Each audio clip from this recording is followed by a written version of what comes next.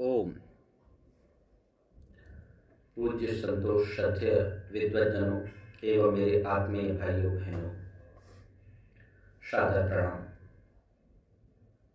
मनुष्य का जीवन केवल श्वास लेने का नाम नहीं है, बल्कि यह निरंतर प्रतिक्रिया देने की कला का नाम है।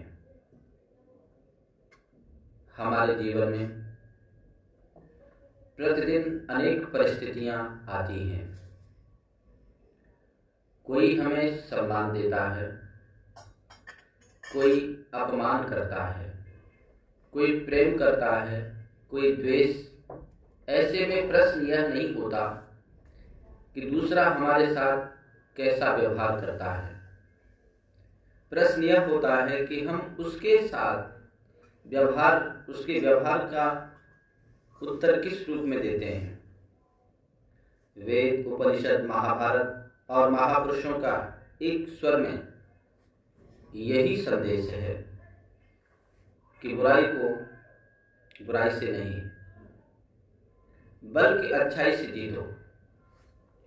महाभारत में महर्षि वेदव्यास स्पष्ट घोषणा करते हैं, असाधु साधुना जयेत, अर्थात बुराई पर विजय एकमात्र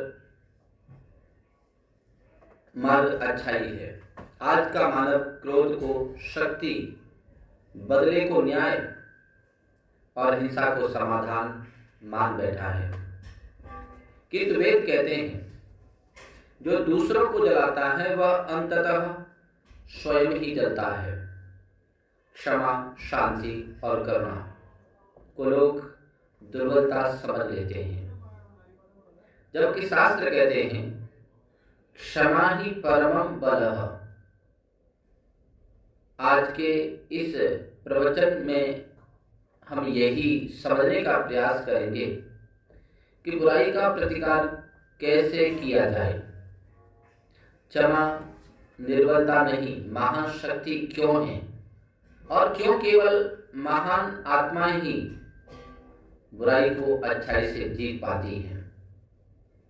आइए शास्त्रों के आलोक और महापुरुषों के जीवन से यह सीख लें कि सच्चा विजेता वही है जो अपने भीतर के क्रोध को जीत ले। बुराई को अच्छाई से जीतो। यश्चकार न ससाक कर्तुम सस्ने पादम अंगिरम चकार भद्रमश्मप्यमात्मने तपनम तु सह। अथर्ववेद का यह मंत्र है। यह जिस दुष्ट ने कर्तुम हिंसा को किया था वह न ससाक, समर्थ न था। उसने पादम, अपना पैर और अंगुलिम, अंगुली तोड़ ली। स उसने अस्मभ्यम, हमारे लिए, भद्रम, आनंद, और आत्मने, अपने लिए, तुतो तपनम, तपन चकार कर लिया। दुष्ट व्यक्ति दुष्टता के कारण हिंसा करता है। वह दूसरों को मारता पीटता है, वह दूसरों की हत्या करता है। अंत में दंड के बंधन में बंधकर कष्ट प्राप्त करता है। वह मानो दंड को प्राप्त करके अपने ही हानि करता है। वह अपने पैर और उंगली को दंड द्वारा तुड़वा बैठता है। वह हानि पहुंचाने वाले को तो मानो आनंद प्रदान करता है और स्वयं जलन को प्राप्त होता है। जो जलता है या जलाता है किसी को, खुद वो जलता आग में सम्मा जलती रहती है, परवाना जल जाने के बाद। महर्षि वेदव्यास ने कहा है, असाधु साधुना जयेत, महाभारत। मनुष्य को चाहिए कि असाधुन बुराई को साधुना अच्छाई से जय जीते। सामान्य व्यक्ति के द्वारा यह आचरण बहुत कठिन होता है। यह आचरण कोई विशेष व्यक्ति ही कर सकता है। किसी के व्यवहार की 4 ही प्रतिक्रियाएं हो सकती हैं। प्रथम प्रतिक्रिया यह कि जैसे के साथ तैसा व्यवहार किया जाए। दूसरी प्रतिक्रिया यह कि उसके दुर्व्यवहार के कारण उसे दंडित किया जाए। तीसरी प्रतिक्रिया यह कि मुस्कुरा दिया जाए और मौन धारण कर लिया जाए। चौथी प्रतिक्रिया यह है कि उसे आशीर्वाद दिया जाए कि प्रिय, परमात्मा तुम्हें सन्मति प्रदान करे।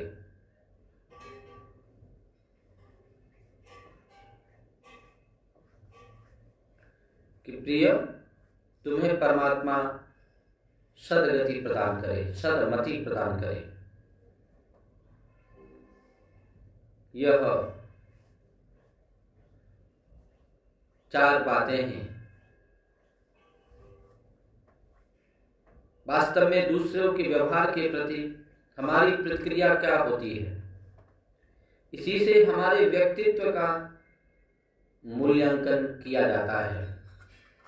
यदि हम जैसे का तैसा उत्तर देते हैं तो हमें और दूसरे व्यक्ति के व्यवहारिक धरातल में कोई अंतर नहीं रहता।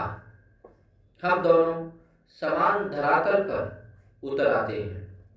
मानो जैसा छेदीलाल वैसा सुराखीलाल, जैसा भूतनाथ वैसा प्रेतनाथ।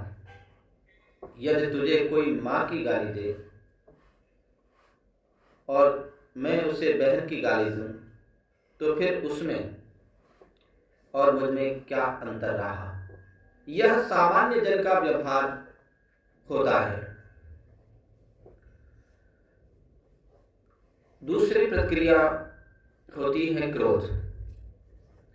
गाली प्रदान, शारीरिक दंड और हत्या की झगड़े तो वाचिक कलह और दुर्व्यवहार से उत्पन्न होते हैं। इसी वाचिक और व्यवहारिक दुर्व्यवहार की प्रतिक्रिया उक्त 4 रूपों में होती है। इन 4 रूपों को संसार से समाप्त नहीं किया जा सकता। हाँ, इनकी तीव्रता को कुछ घटाया जा सकता है। शारीरिक दंड और हत्या से तो अपराधी का अपराध बढ़ जाता है। यह प्रतिक्रिया पहली प्रतिक्रिया से अधिक जोरदार होती है। यह प्रतिक्रिया भी सामान्य जनों के व्यवहार में ही गिनी जाती है। किसी के वाचिक और शारीरिक दुर्व्यवहार की तीसरी प्रतिक्रिया यह है कि व्यक्ति मन में उस रोष भाव को धारण कर ले और दुर्व्यवहारी व्यक्ति को जता दे।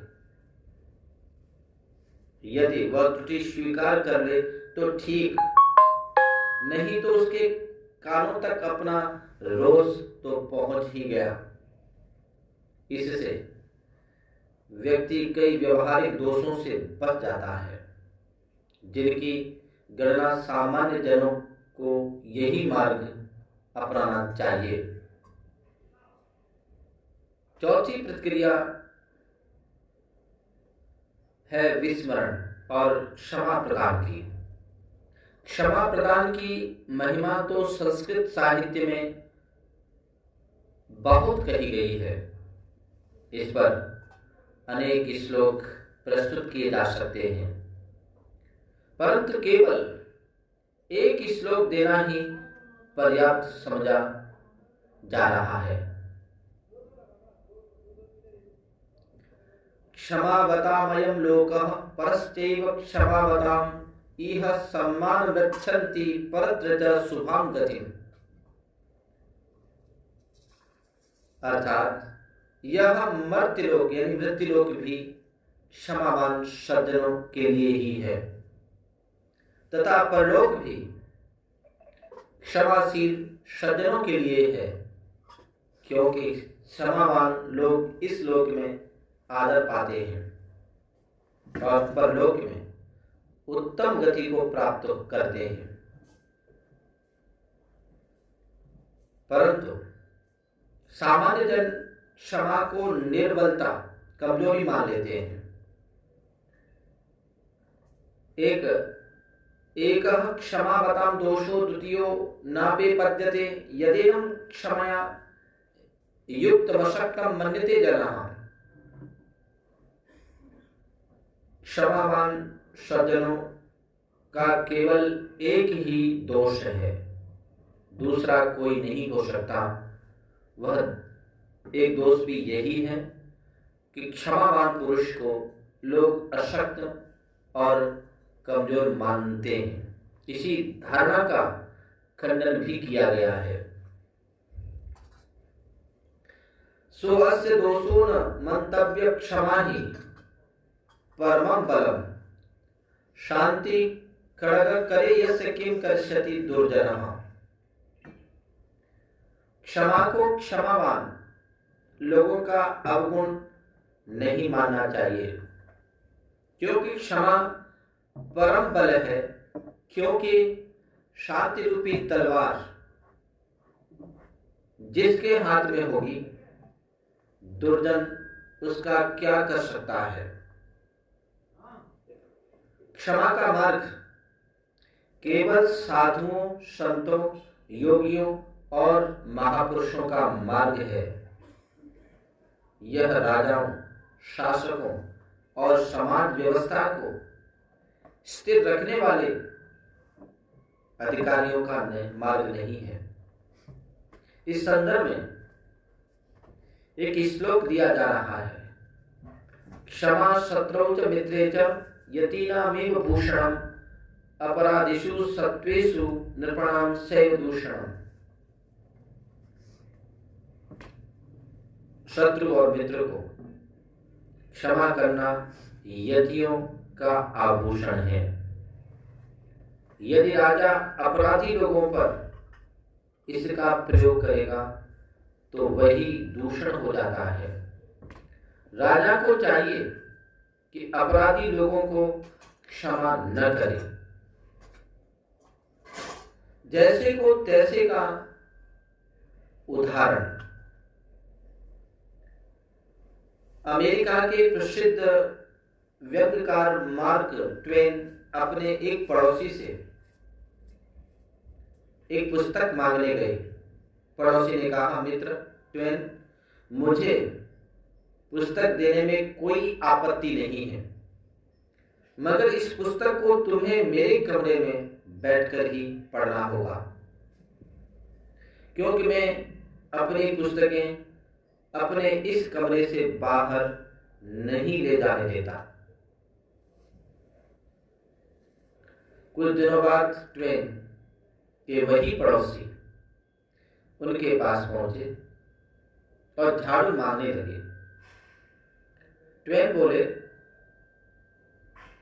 मित्र, झाड़ू तो तुम अवश्य ले सकते हो, मुझे कोई आपत्ति नहीं, मगर झाड़ू आपको इसी कमरे में लगानी होगी, क्योंकि मैं अपनी झाड़ू कमरे से बाहर नहीं ले जाने देता। चौथी प्रतिक्रिया के उदाहरण, अर्थात बुराई को अच्छाई से जीतो। सुकरात अपने शिष्यों के साथ कहीं जा रहे थे। मार्ग में एक प्रतिष्ठित व्यक्ति मिला। सुकरात ने उसे प्रणाम किया, परंतु सुकरात के अभिवादन का कोई उत्तर नहीं दिया और चुपचाप उनके पास से चला गया। इस पर शिष्यों को बड़ा क्रोध आया।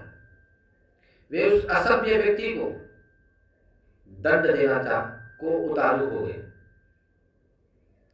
सुकरात ने उनको रोककर कहा,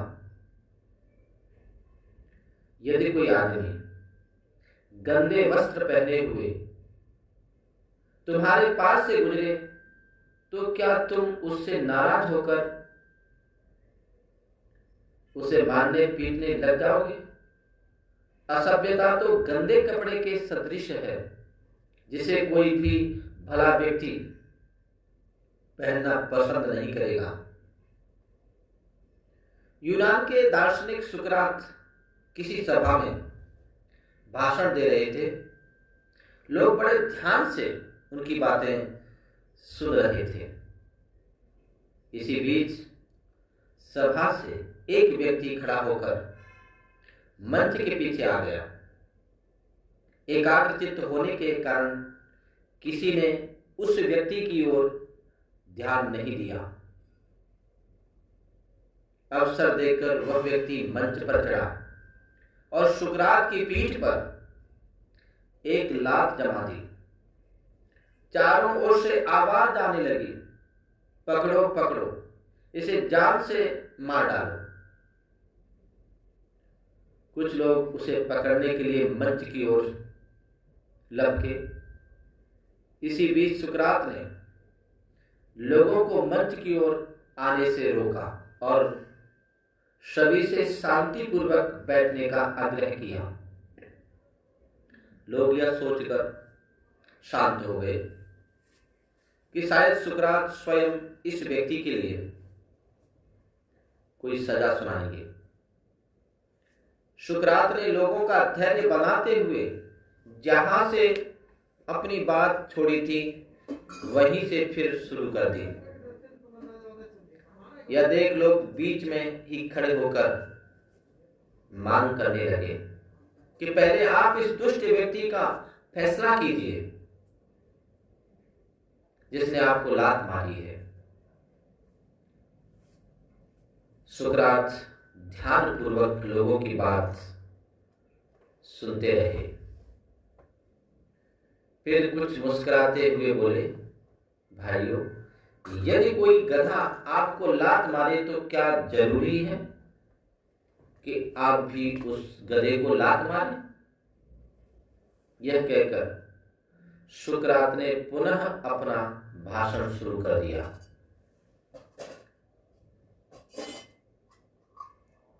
अमेरिका के राष्ट्रपति अब्राहम लिंकन से उनके मित्र ने कहा, आप अपने शत्रु के साथ उदारता का बर्ताव करते हैं, उन्हें अपने सिर पर चढ़ाते हैं, आप इन्हें जड़ मूल से उखाड़ फेंकिए और फिर देखिए आपसे कौन दुश्मनी कर सकता है। लिंकन ने मुस्कुराते हुए उत्तर दिया, मैं दुश्मनों को यूं ही नहीं छोड़ देता, उन्हें मार डालने से शत्रुता और अहिंसा की भावना समाप्त हो जाएगी। इसलिए मैं प्रेम से दुश्मनों के दिल जीत कर उन्हें अपना मित्र बना लेता हूं। ऐसा करके क्या मैं अपने शत्रुओं का नाश नहीं करता? सुविख्यात दार्शनिक देकार्त जितने विद्वान थे उतने ही नम्र भी थे। एक बार किसी ने उनसे बड़ा अपमानजनक व्यवहार किया। उन्होंने चुपचाप सहन कर लिया। उनके मित्र ने उन्हें उस उक्त व्यक्ति से बदला लेने की सलाह दी। देकार्त ने अपने मित्र को समझाते हुए कहा, जब कोई मेरे साथ बुरा व्यवहार करता है तो मैं अपनी आत्मा को उस ऊंचाई पर ले जाता हूं जहां कोई भी दुर्व्यवहार उसे छू भी नहीं सके। गुरुदेव एक विलक्षण फकीर थे। एक बार वे किसी गांव से गुजर रहे थे। उस गांव के अनेक लोग उनके विचारों से असहमत थे। गुरुदेव को देखते ही वे उन्हें भद्दी गालियां देने लगे। गुरुदेव ने इन गालियों का बिल्कुल बुरा नहीं माना। वे गालियां सुनते हुए आगे बढ़ चले।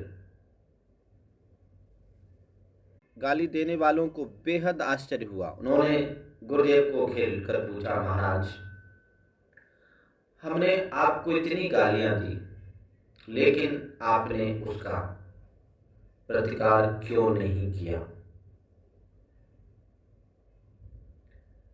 गुरुदेव ने कहा, मैं तुम्हारी गालियों पर इसलिए गुस्सा नहीं हुआ क्योंकि हो सकता है तुम्हारी आलोचना सही हो।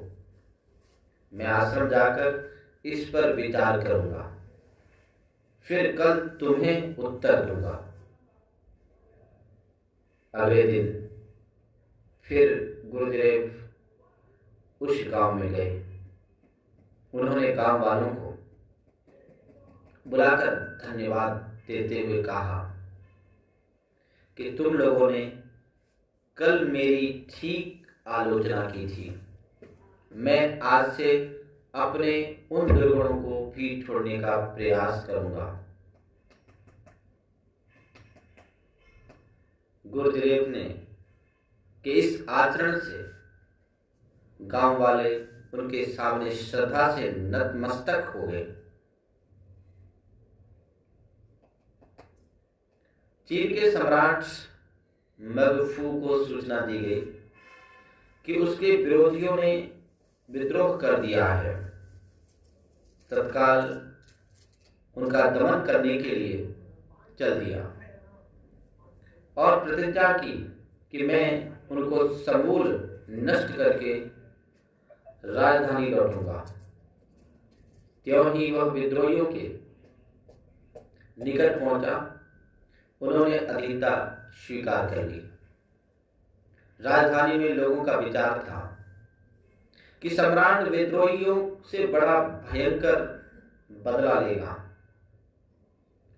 परंतु जब उसने बंदी विद्रोहियों के साथ नम्रता का बर्ताव देखा तो उन्हें बड़ा आश्चर्य हुआ।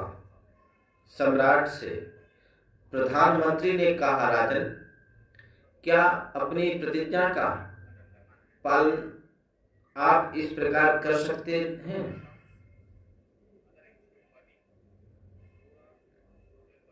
सम्राट ने उत्तर दिया, मैं अपनी प्रतिज्ञा पर अटल हूं। मैंने अपने विद्रोहियों को नष्ट कर दिया है। देखो, अब वे मेरे शत्रु नहीं रहे, वरन मैंने अपना मित्र बना लिया है। मिर्जा गालिब उर्दू के अमर शायर थे। उनके विरोधी उनके पास असभ्यतापूर्ण पत्र भेजते रहते थे। गालिब उन पत्रों को पढ़कर चुप हो जाते। उनके शिष्यों ने उन पत्रों का जवाब देने के लिए गालिब को उकसाया। तो गालिब ने जवाब दिया, अगर कोई गधा तुम्हें लात मारे तो तुम भी उसे क्या लात मारोगे? महान लेखक टॉलस्टॉय की 7 वर्षीय पुत्री पड़ोस के बच्चे के साथ खेल रही थी। खेल खेल में बच्चे झगड़ पड़े और एक लड़के ने उसको थप्पड़ जमा दिया। लड़की रोती हुई घर गई और पिता से चाबुक मांगा। वस्तु स्थिति जानकर पिता ने पुत्री को समझाना शुरू किया। वह पिटाई के बदले पिटाई की जिद करती रही। अंततः पिता की बात उसकी समझ में आई कि इस तरह बदला लेने से शत्रुता का स्थायी भाव ही प्रबल होगा। तब पिता की सलाह पर उसने एक गिलास शरबत उस लड़के को जाकर दिया। लड़का इस व्यवहार से चकित रह गया। उसने उसी समय तोल्स्टॉय की पुत्री से क्षमा याचना की और दोनों में ऐसी मैत्री हुई कि जीवन पर्यंत बनी रही। वह लड़का तोल्स्टॉय परिवार का भक्त हो गया। एक समाज सेवक ने गांधी जी से पूछा, कोई आपको गालियां दे तो आप क्या करेंगे? इस पर गांधी जी ने एक प्रश्न पूछा, बकरी घास खाती है, क्या देती है? दूध। समाज सेवक ने जवाब दिया। अब गांधी जी ने कहा, बस मैं भी गालियां सुनकर सुवचन ही बोलूंगा। आदमी की बात न मानो पर बकरी से तो सीख लो। एक फकीर के घर में भूल से एक चोर घुस गया। उसके हाथ जब कुछ नहीं लगा तो वह जाने लगा। फकीर ने उसे देख लिया और अपना कंबल देते हुए कहा, मेरे पास यही एकमात्र संपत्ति है। चोर कंबल लेकर जाने लगा तो फकीर ने कहा, धन्यवाद। तो देता जा। चोर ने धन्यवाद दे दिया। उसी रात चोर को दूसरे स्थान पर पकड़ लिया गया। फकीर के मशहूर कंबल को देखकर राजा ने फकीर को बुलवाकर कहा, चोर को दंड देने के लिए आपकी गवाही चाहिए। यह कमल आपका ही है ना? यह कमल मैंने इसे उपहार में दिया था, फकीर बोले, और इसके बदले मैं धन्यवाद ले लिया था। यह कमल इसी का है। चोर इस घटना के बाद फकीर का शिष्य बन गया। आज हमने शास्त्रों के वचनों, महापुरुषों के जीवन और ऐतिहासिक घटनाओं के माध्यम से स्पष्ट देखा कि बुराई का स्वभाव स्वयं को नष्ट करना है और अच्छाई का स्वभाव दूसरों को भी बदल देना है। हिंसा से हिंसा बढ़ती है, क्रोध से क्रोध जन्म लेता है, परंतु क्षमा से हृदय बदलते हैं। जो व्यक्ति बदला लेता है वह क्षणिक तृप्ति तो पाता है पर दीर्घकालीन शांति खो देता है। और जो व्यक्ति क्षमा करता है वह बाहर से भले हारता दिखे पर भीतर से अपराजय हो जाता है। याद रखिए, गाली का उत्तर गाली नहीं, लात का उत्तर लात नहीं, और अपमान का उत्तर अपमान नहीं होता, बल्कि अपमान का उत्तर मौन, द्वेष का उत्तर करुणा और बुराई का उत्तर अच्छाई से होता है। यही कारण है कि शास्त्र कहते हैं, क्षमा ही परमम बलम।